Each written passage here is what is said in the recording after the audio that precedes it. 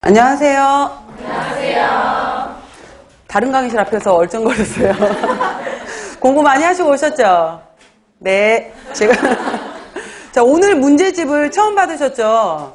그래서 저도 이거 받아보고 깜짝 놀랐어요. 베개로 써도 목이 아플 것 같아요. 그래서 페이지를 봤더니 955쪽까지 넘어가더라고요. 그래서 지금 보니까 이제 과목별로 문항도 많이, 문제도 많이 늘어난 것 같고, 전체적으로 내용들이 굉장히 많더라고요. 그래서 이제 우리가 뭐 작년부터 준비하신 분도 있지만은 올해 본격적으로 했다고 했었을 때 3월, 4월, 5월 12주 동안 이론 공부를 했었죠. 그 다음 6월 동안에 이제 걱정만 하다가 이제 책만 들여다보다가 스트레스 받으시고 지금 이제 7월, 8월 동안에 8주간에 이제 문제풀이가 들어가잖아요. 그러니까 8주 동안 해당이 되는 문제가 들어가는 동안에 제가 이거를 전체적으로 앞에서부터 쭉 봤었거든요. 쭉 보다 보니까 이런 생각이 들더라고요. 여러분들이 이제 우리가 학원을 굳이 나와서 다시 공부하는 것 중에 하나가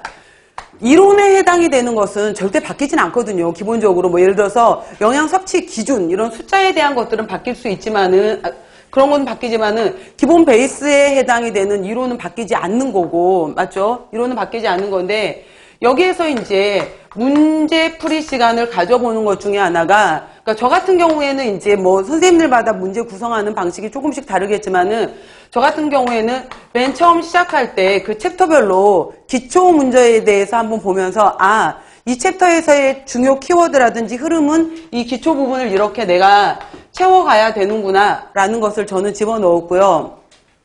그 다음에 이제 기출문제 같은 경우에 실제로 이제 우리가 영양교사 시험이 2007년도부터 시행이 되었기 때문에 이때 시행이 될 때 2008 임용 시험 이렇게 시작을 했던 거예요. 그 다음에 현재 이제 2019년이었기 때문에 여러분들이 보실 시험은 앞에 붙는 단어가 2020 임용 시험 이렇게 붙는 거잖아요. 벌써 이제 기간이 이렇게 12년, 그러니까 13년이 된 거잖아요. 12회에 걸려서 이제 시험이 있었었는데 그때 나왔던 기출문제 같은 경우에 본격적으로 이제 영양에 관련된 기출문제를 한번 분석을 해보자라는 거고요.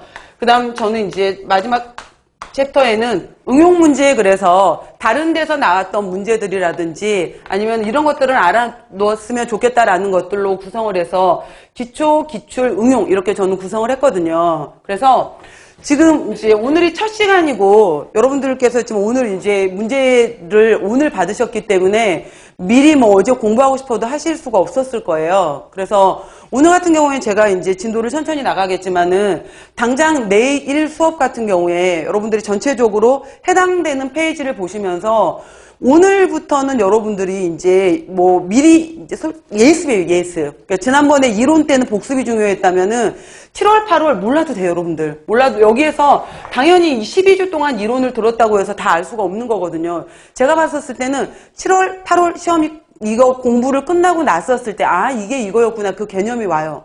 그렇게 되면은 그래도 9월달, 10월달 있고요. 11월 23일 날 지금 시험이 공지가 됐잖아요. 11월 23일 토요일로 우리 시험 공지가 떴고 그래서 이 끝나고 난 다음에도 9월, 10월, 11월로 해서 대략 60여일 정도의 시간이 있기 때문에 이때 정리하셔도 늦지 않아요, 여러분들. 늦지 않기 때문에 일단은 지금 문제를 보다가 나 너무 모르는 것 같아 라고 해도 괜찮아요. 그러니까 전혀 감을 못 잡는 정도만 아니고 적어도 이걸 어느 페이지에서 옮겨 적을 수 있을지 그 느낌만 아셔도 되거든요. 그렇기 때문에 그리고 이제 뭐 작년에 같은 문제들이 나오고 이랬을 때도 작년 거 그대로 베끼지 말고 작년 거 버리시고 보지 말고 그냥 올해 거 가져다 놓고 나서 새롭게 다시 처음부터 공부하신다고 하시면서 기초 정리를 하셨으면 좋겠어요, 여러분들이. 그래서 쓸 게 굉장히 많을 거예요. 정말로 저도 학생들한테 정말 미안해요. 정말 미안하고 이거를 그냥 아예 PPT로 띄워서 아니면은 정말 이렇게 답지를 나눠드리고 싶은 심정도 들어요, 오죽하면은. 그래서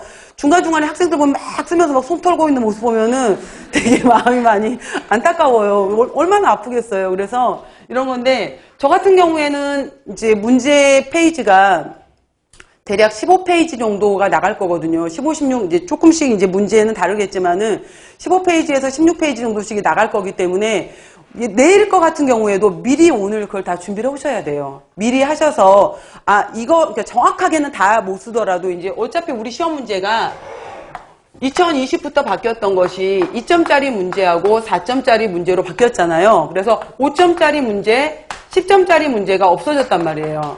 5점, 10점짜리 문제가 없는데 4점짜리 문제 같은 경우에도 분명히 나오는, 그러니까 2점짜리 문제 같은 경우에는 중요 단어를 써라 라는 걸로 해서 이제 기입형에 해당이 되는 게 그 용어에 해당이 되는 것들을 쓰는 것이 뭐 기입형이었다면은, 그래서 뭐 예를 들어서 뭐 이게 뭐 협심증이었다, 뭐 주요 성분에 해당이 되는 것은 뭐 나트륨이다, 이런 식으로 협심증, 나트륨 그 단어를 정확하게 써야 되는 것이 2점짜리로 나올 거고, 4점짜리 같은 경우에도 전혀 벗어나지 않고 2점 정도는 이렇게 쓰고 한 다음에 기억에 해당이 되는 거, 니은에 해당이 되는 거에 그거에 대한 이유를 서술하시오 라고 해서 서술형이라고 하더라도 여기에서 다시 2점 정도로 분산을 시킬 거거든요. 그렇기 때문에 어차피 10점짜리 문제라고 하더라도 이 10점도 하나의 문제가 통으로 10점이었던 것이 아니라 여기에서 뭐 2점, 2점, 3점 이런 식으로 해서 뭐 나눠지면서 3점 이런 식으로 나눠지면서 10점이었기 때문에 10점짜리 문제가 결국 쪼개졌다고 보시면 돼요. 그래서 전혀 달라진 건 아니거든요. 그래서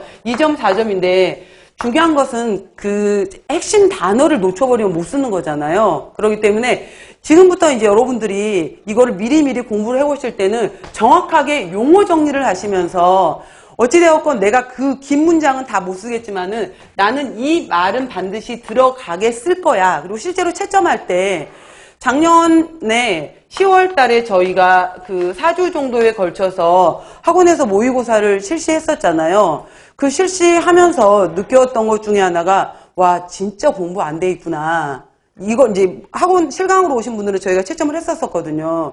했었는데 정말 심각할 정도로 공부가 안 돼 있는 분들이 많았고 문제 파악 자체도 못하고 있다는 생각이 들더라고요. 그래서 그 문제가 나왔을 때 적어도 그래서 이게 2점짜리다라고 하게 되면 2점짜리 정확하게 용어가 들어가야 되는 거고 4점짜리 문제 같은 경우에도 용어 들어가고 서술형에 해당이 되는 단어에 예를 들어서 뭐 이게 뭐 단백질 변성인데 그 변성 부분 중에서 이거는 수소에 의한 변성이었다든지 아니면은 뭐 이러한 그럼 이 수소라는 말이 들어갔느냐 여기에 뭐 변성이라는 단어가 들어갔느냐라는 식으로 해서 이것들이 들어갔는지를 확인하는 거거든요. 그렇기 때문에 짧게 여러분들이 문장을 이렇게 쓸 수 있는, 뭐, 우리가 길게 막 논술형으로 쓰는 게 아니잖아요. 그렇기 때문에 반드시 쓰는 연습을 하셔야 돼요.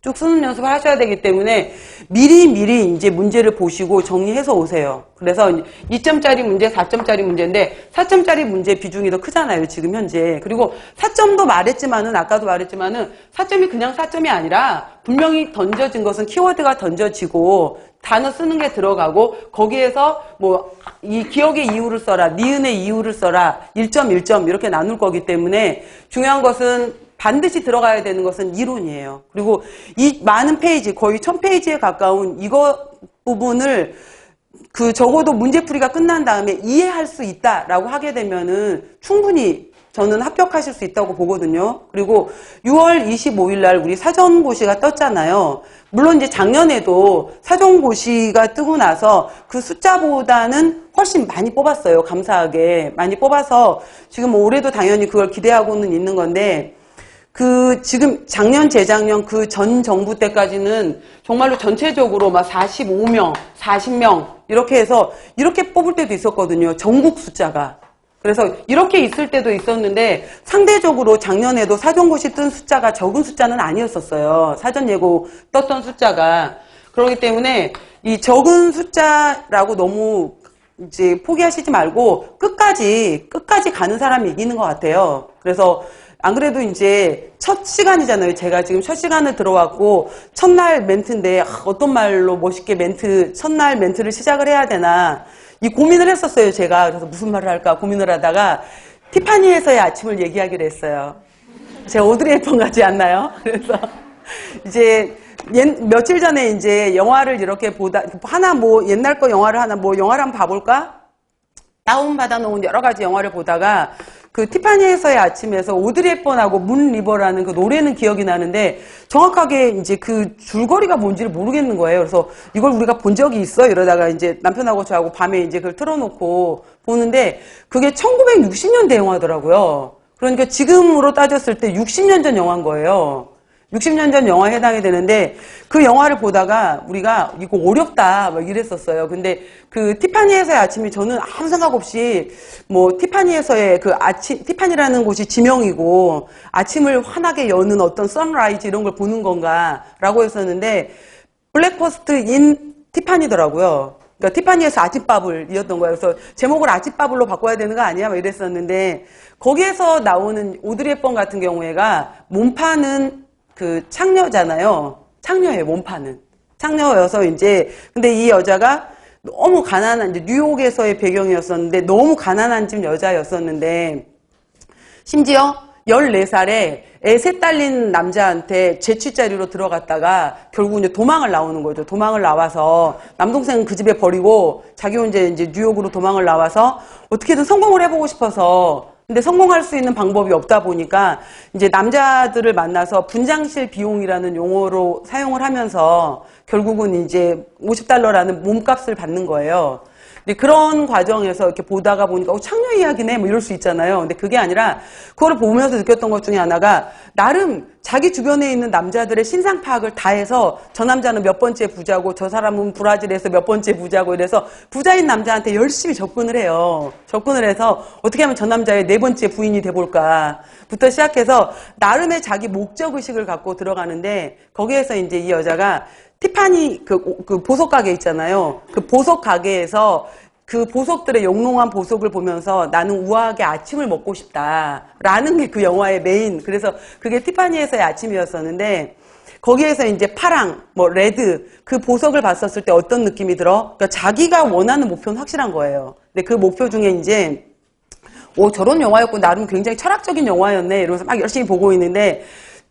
이제, 그 오드리 헵번이 살던 위층에 새로운, 이 역시는 이 남자도 작가이자 몸 파는 남자였던 남자가 들어오면서 이제 그 여자를 오드리 헵번을 사랑하게 되는 건데, 이 남자가 이제 이 오드리 헵번한테, 오드리 헵번을 사랑하게 되고, 그 여자가 그 남자한테 돈을 주던 여자, 스폰서에 해당이 되는 여자를 버리고, 나는 나를 필요로 하는 여자한테 가겠다. 라고 얘기를 하면서 오드리 헵번을 어떻게든지 꺼내주려고 하는데 오드리 헵번이 거부를 하는 거죠. 그래서 그냥 나는 자유롭게 살고 싶고 누군가한테 매이고 싶지 않다라고 했었을 때 그 마지막 장면에서 이제 그 남자가 너는 어느 지역을 가더라도 네가 만들어 놓은 감옥에서 벗어나지 못할 거다. 그 감옥 장소가 중요한 게 아니라 네 스스로 너의 감옥으로부터 네가 벗어나야 된다라는 멋진 말을 하거든요. 그러면서 이제 끝나는 뭐 이런 장면이 나오는데 제가 막 멋있다고 얘기했던 우리 남편이 같이 영화를 봤는데 기억이 안 난대요. 그래서 분명히 같이 봤는데 잤나 봐 마지막에. 그래서 그 뒷부분을 제가 그 마지막에 굉장히 중요한 의미가 있었어 그랬더니 따로 한 15분간 다시 보더라고요. 근데 이제 보면서 느꼈던 것 중에 하나가 뭐든지 진짜 그렇잖아요, 여러분들. 특히 시험 공부는 합격이잖아요. 그러니까 올해 이제 말 그대로 뭐 이게 상대 경쟁이 됐건 절대 경쟁이 됐건 간에 합격을 해야 될 거 아니야. 합격이라는 것을 해야 되는 거기 때문에 그러기 위해서는 공부 같은 경우에는 분명히 들어가는 것이 앉아서 공부를 해야 되는 절대적 공부 시간이 필요해요. 그래서 이거 절대적으로 공부를 안 했는데 어떻게 합격을 하냐고. 그래서 가끔 이제 작년에 학생들 봐도 이론만 보는 학생들이 있고 그다음에 그러니까 12주에 해당이 되는 이론 강의를 다 못 끝내는 거예요. 시험 기간이 다가와도. 그래서 나는 애초에 문제풀이까지 들어갈 여력이 없어. 그럴 바엔 나는 그냥 이론만 공부하고 끝낼 거야. 이런 학생들도 저도 봤거든요. 근데 제가 봤었을 땐 문제풀이 시간 정말 괜찮아요. 그리고 문제풀이를 다 알고 들어오는 게 아니라 문제풀이 시간을 풀면서 다시 정리를 하는 거예요. 그러니까 개념을 잡고 이게 키워드였고 뭐가 중요한 거고 요점 정리를 하고 한 다음에 흐름 파악을 다 한 다음에 외우는 것은 9월, 10월, 11월 해도 늦지 않아요. 그러니까 최종적인 정리는 11월 달은 남겨놔야지. 2주 정도는 마무리 시간을 남겨놓고 9월, 10월에 외워도 늦지 않기 때문에 7, 8월을 정말 열심히 진짜 시간 활용을 잘 하셔야 돼요. 8주 동안에 전날 잠 못 잔대요. 실제로 합격했던 학생들 얘기 들어보게 되면은 다음날 거, 오늘 것도 했던 것도 한번 읽어봐야지. 내일 수업 들어갈 거 2과목에 해당이 되는 것들 다시 공부해서 와야지. 그래서 3, 4, 5, 5월은 그냥 이제 이렇게 공부를 하는구나 라는 감을 잡았다면은 본격적인 공부를 진짜 하는 것을